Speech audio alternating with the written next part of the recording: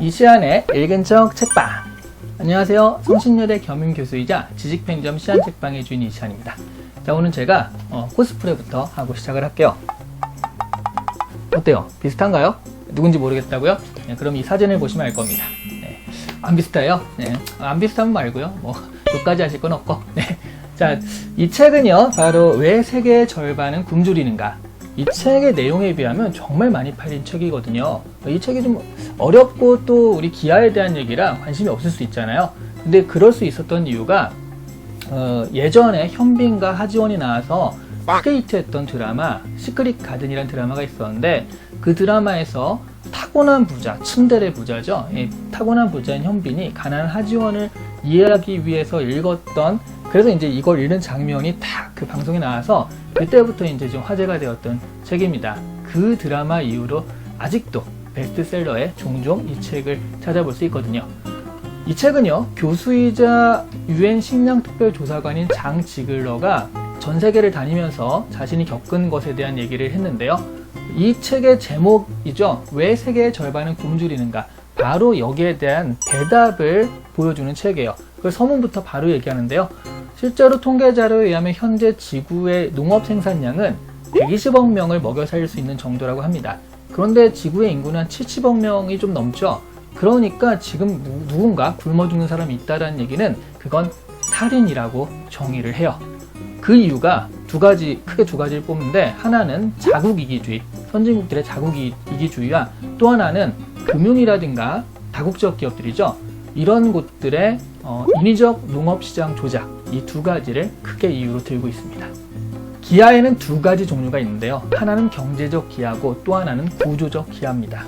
경제적 기아가 자연재해라든가 전쟁 때문에 급격하게 경제적 위기가 발생해서 생기는 기아다라고 한다면, 구조적 기아는요, 인프라라든가 경제 상황들 때문에 생기는 기아인데요. 둘 다 문제가 되지만 당연히 후자가 더 문제죠. 왜냐하면 이것은 대물림되는 기아니까요. 일본에 한 250명 정도가 이 세상에 태어나고 있고요. 그 중에 197명이 제3세계에서 태어난다고 하는데, 제3세계에서 태어난 아기의 많은 부분이 이런 구조적 기아, 대물림되는 기아를 가지고 있다고 합니다. 이런 기아 문제가 풀리지 않는 이유로 여러 가지를 들고 있는데, 그 중에서 이걸 한마디로 이렇게 종합을 해보자면 결국 인간의 탐욕이라는 말로 귀결이 돼요. 가진 자들이 더 가지려고 하니까 문제가 되는 건데요. 예를 들어 선진국에서는 소를 태워서 도살시킨다든가 농작물을 그냥 전량 폐기한다든가 이런 일이 벌어지는데, 그 이유가 그래야지 농산물 가격이 안정화돼서 자국의 농민들을 보호할 수 있다, 이런 명분하에서 이런 일이 벌어지거든요. 그런데 한쪽에서는 바로 이렇게 먹을 것을 태우지만 또 한쪽에서는 바로 그 먹을 것이 없어서 굶어 죽어가는 사람들이 있습니다. 이런 일들이 동시에 일어나는 것이 지금의 지구라는 거예요. 장 지글러는 세계 각국을 돌아다니며 만나는 여러 가지 상황과 참상들을 이 책에 기록을 합니다. 그리고 이제 기아에 대해서 다방면으로 분석을 하는데요. 기아가 확산되는 이유 중에 중요한 이유 중에 하나가 내전들이 많죠. 그 전쟁 때문에 기아가 확산되기도 하고요. 그리고 또 세계 학교들에서는 기아에 대해서 가르치지 않습니다. 그러다 보니까 기아를 방지하려는 그런 대책이라든가 이런 것들에 조금 둔감한 경향들이 있고요. 사막화가 또 점점 진행되고 있다고 해요. 이른바 환경 난민이 발생을 하게 되는데, 이들을 구제할 방법은 없다라고 하고 있고요. 아프리카 같은 경우는 또 식민지 정책 때문에 이런 기아가 지속되기도 한다라는데요. 예를 들어 식민지 정책이 뭐냐면, 세네갈은 프랑스의 그 식민지였죠. 그런데 식민지 당시 프랑스가 세네갈에서는 그 땅콩만 생산하게 한 거예요. 왜냐면 프랑스에는 땅콩이 부족하니까. 사실 프랑스뿐만 아니라 당시에 그 제국들은 식민지에 자기들이 없는 거를 주로 생산하게 하는 단일 경제학 시스템을 만들게 했는데요.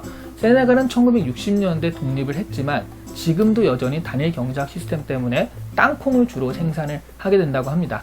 근데 땅콩을 먹고 살 수는 없잖아요. 그래서 자기들이 주식은 쌀인데 이런 것들은 그 아시아 쪽에서 수입을 해오게 되거든요.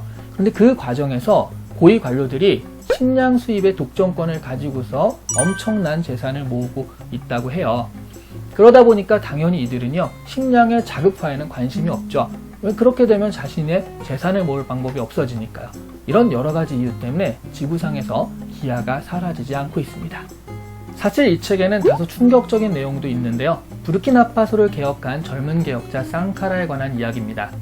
이 사람과 직접적인 인연이 있는 장 지글러는 쌍카라가 프랑스의 영향력에서 벗어나 농업 자립을 이끌어가는 그런 과정들을 보면서 아프리카도 어떤 기아에서 벗어날 수 있다는 희망이 있겠구나 라고 생각을 했는데, 결국 쌍카라는 그의 동지에 의해서 살해당하게 되죠. 장 지글러는 이에 대해서 돌려서 이야기하지 않아요.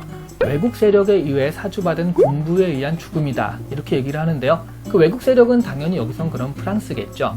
프랑스 하면 우리가 알기로는 문화의 나라, 관용의 나라 아니겠습니까? 결국 장 지글러는 이 책에서 결론을 구조적 근본 원인을 개혁해야 된다 라고 내고 있거든요. 세계 절반을 굶주리게 하는 근본 원인이 바로 선진국의 자국 이기주의나 글로벌 기업들의 탐욕이라면, 그런 것들을 견제할 수 있는 어떤 견제책도 있어야 되고요. 이런 행태의 원인을 제공하는 것이 결국 신자유주의거든요.